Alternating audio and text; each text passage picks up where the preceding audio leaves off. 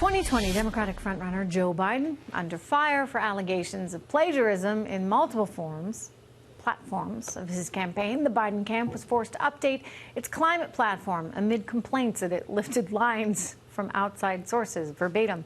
Now, the Washington Post says it found instances of plagiarism in his public education platform as well.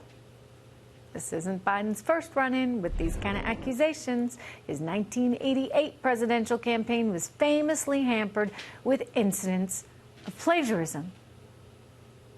Joining me right now, I mean, you'd think you'd learn, right? Joining me right now is Trump 2020 Strategic Communications Director Mark Lauder and Turning Point USA founder Charlie Kirk. Look, Mark, on the one hand, like, I feel for him because it was probably his staff, but on the other, where is he in this, right? Like, why isn't he taking a pen and paper out and writing his own climate platform? Why is he leaving it to them to do and to literally lift verbatim from someone else's platform and plagiarize? Come on.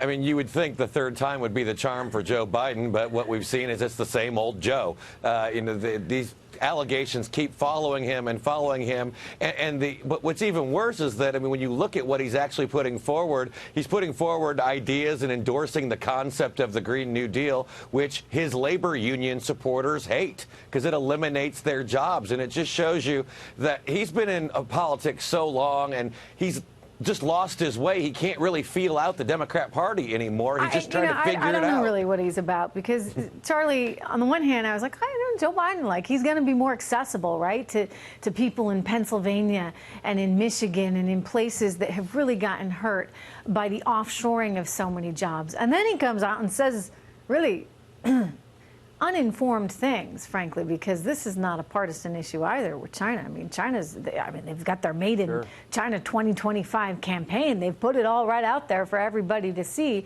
And I think both sides of the aisle are somewhat nervous about China. And yet he's out there saying, who cares about China? How are they a big threat? He calls them great folks, actually. He says, yeah, they're great folks. You know, Joe Biden, it kind of strikes me on every one of these issues. He kind of has to turn to his staffer and be like, are we for or against this? Another example is he's getting tons of heat right now for opposing the repeal of the Hyde Amendment, which, I mean, this is something that used to be acceptable bipartisan policy. And I think this would also goes to show, Trish, is how radical the Democrat Party has been revealed in the last couple months. Is that the center of gravity and the energy within the Democrat Party is way outside of the norm. It's like Joe Biden's been asleep at the wheel for 30 years, woke up like, whoa, this is not the Democrat Party that I'm used to, which just reinforces my theory. I do not think he's going to be the Democrat nominee. There's too much anger. There's too much revenge, too much vitriol within their party.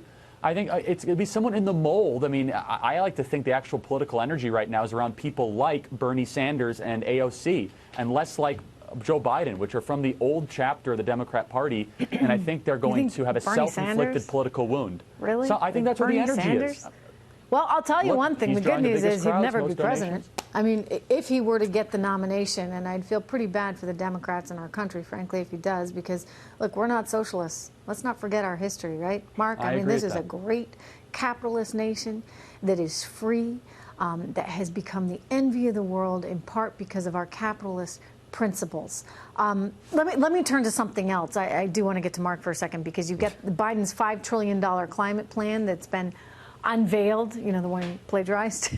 And Alexandria Ocasio-Cortez is saying, hey, $5 trillion, that's not going to cut it. No way, Jose. Any plan that addresses climate change is going to have to cost at least $10 trillion.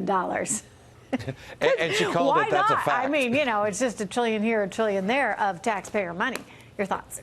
Yeah, and I mean, it's not just the price tag, which is outrageous. And by the way, she says it's a fact that it's $10 trillion. So, you know, you can take for that for whatever that means. But we've got to look at the jobs it's going to cost. We've got to look at all of the other problems it's going to cause in our country. And that's why labor union leaders in California, of all places, were saying last week, and they were hearing from their members getting hate mail, saying the Democrat Party doesn't represent us anymore. It's why the Democrat Party is losing labor in Michigan, in Pennsylvania, in so many places. And here you have the policy center of the party, AOC, along with Bernie Sanders, and everyone else is flocking to their banner to take on these causes, and which that's is going why they to lose kill again, jobs. Charlie? Well, look, I mean, why is Biden releasing a climate plan? He wouldn't be doing this unless the political energy was around people like AOC and Bernie Sanders. I mean, I've been highly critical of the constantly wrong but never in doubt AOC. But you got to give her credit. She has recentered the focus of the Democrat Party around radically different ideas that you think they really want. You think Joe Biden really wants to be having a conversation of trillions of dollars to spend on climate? He knows that his best chance of beating Donald Trump is to focus on the industrial heartland, not try to further radicalize himself. And it just goes to show how the Democrat Party right now is out of touch with mainstream America. I think they're going to be harmed in 2020 because of it. I agree.